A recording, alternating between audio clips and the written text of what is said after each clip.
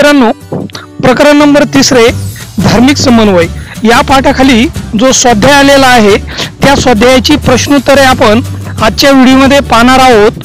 चला तर सुरू करूया प्रकरण नंबर 3 मधले प्रश्नोत्तरे.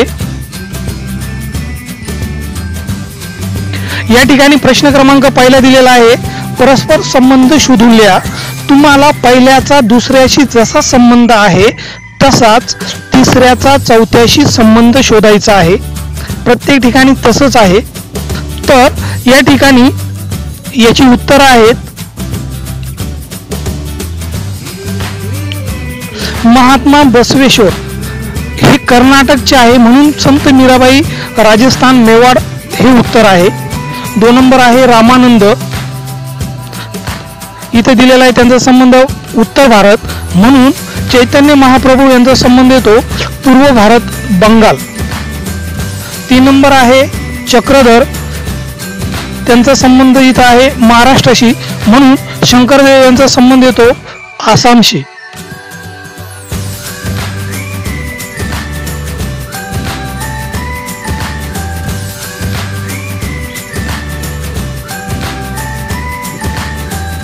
या ठिकाणी प्रश्न क्रमांक 2 दिलेला आहे. खालील तक्ता पूर्ण करा. तुम्हाला हा तक्ता पूर्ण करायचा आहे. तुम्हाला भक्ती चळवळ त्याचे प्रसारक कोण आणि त्यांनी कोणकोणते ग्रंथ लिहिले त्यांची नावं या ठिकाणी लिहायची आहे. महानुभव पंथ त्याचे प्रसारक कोण आणि त्यांचे ग्रंथ कोणते आहे ते या ठिकाणी लिहायचे आहे. शीख धर्मांचंही तसंच आहे. प्रसारक आणि ग्रंथ तुम्हाला या ठिकाणी लिहायचे आहे. तर याचं उत्तर आहे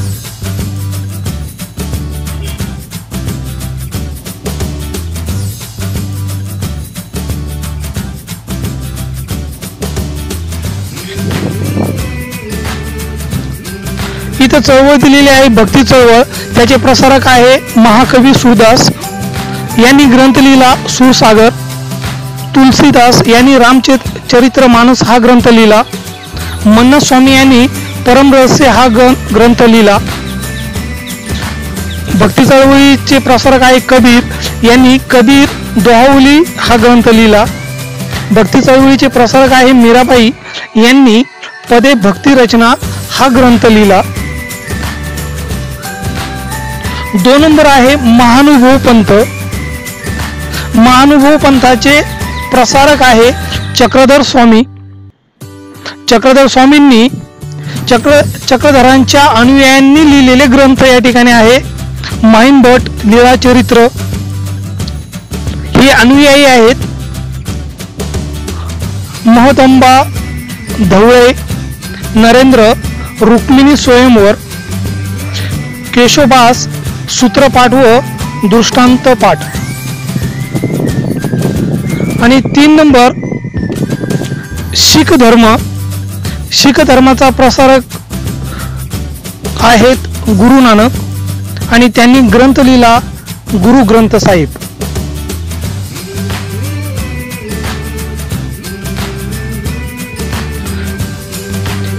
याच चौकोनामध्ये जे उत्तर आहेत तर ते काय केलेले आहे इथं मोठे करून मी लिहिलेले आहेत.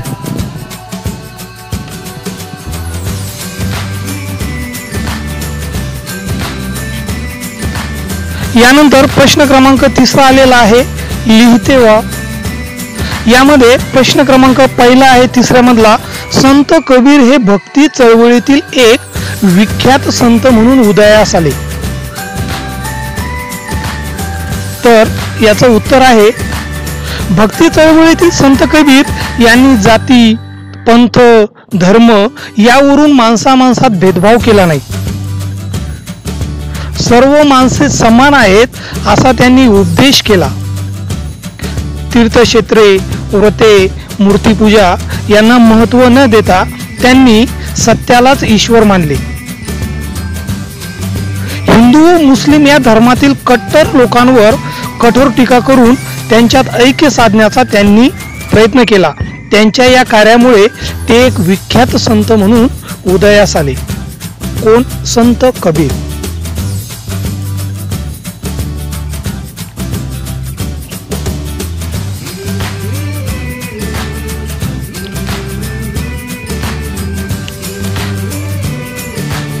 त्यानंतर या तिसऱ्या मधलाच दुसरा उपप्रश्न आहे, संत बसवेश्वरांच्या कार्याचा समाजावर मोठा परिणाम झाला. तर त्याचं उत्तर आहे, संत बसवेश्वरांनी जातीभेदाला विरोध करून समप्रतिष्ठेला महत्त्व दिले. आपल्या समानतेच्या चळवळीत त्यांनी स्त्रियांनाही सहभागी करून घेतले. त्यांच्या लिंगायत विचारधारेच्या धर्मचर्चेत सर्व जातीतील स्त्री पुरुष सहभागी होत असत.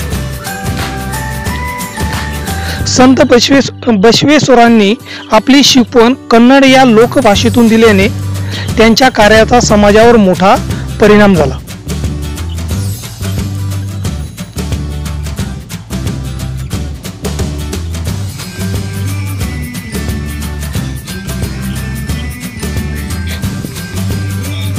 या ठिकाणी प्रश्न क्रमांक 4 आहे, खालील चौकटीत लपलेल्या संतांची नावे शोधा. या ठिकाणी काही संतांची नावे लपलेली आहेत, तर ती तुम्हाला काय करायची आहे, शोधायची आहे. चला तर मी सांगतो या ठिकाणी कोणकोणती नावं आलेली आहेत. गुरु गोविंद सिंग, सूरदास, मन्नत स्वामी,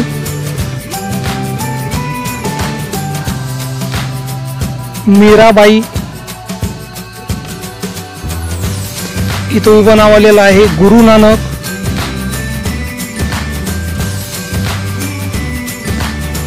इथं आलेला आहे पंप,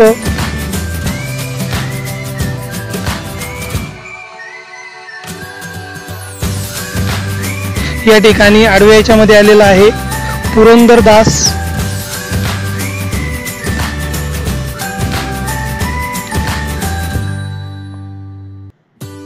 इथं उभे खालून आपल्याला वाचायचं आहे कबीर,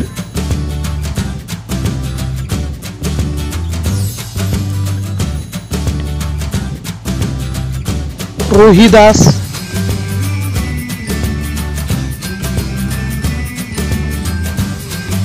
इथं नाव आहे सेना. काही नावं आपल्याला उलटे पण वाचायची आहेत.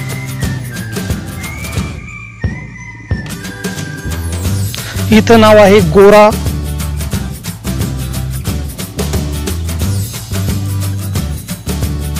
तीच जी नावं आहेत तर मी या ठिकाणी लिहिलेली आहेत, जी या चौकटीमध्ये या तक्त्यामध्ये आलेली आहेत.